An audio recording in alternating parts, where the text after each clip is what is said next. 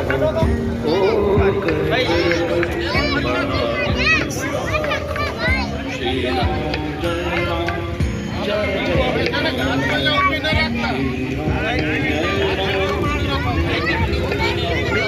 ભૂરખિયા હનુમાન પદયાત્રી માટે સેવા કાર્ય ચાલી રહ્યું છે.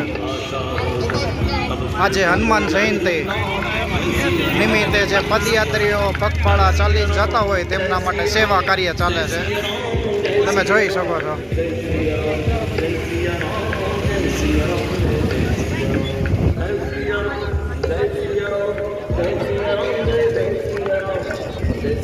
ભૂરખિયા હનુમાનજી મંદિરે જે જનાર લોકો માટે સેવા કાર્ય કરી રહ્યા છે.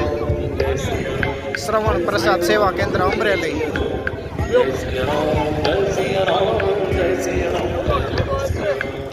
મંગલ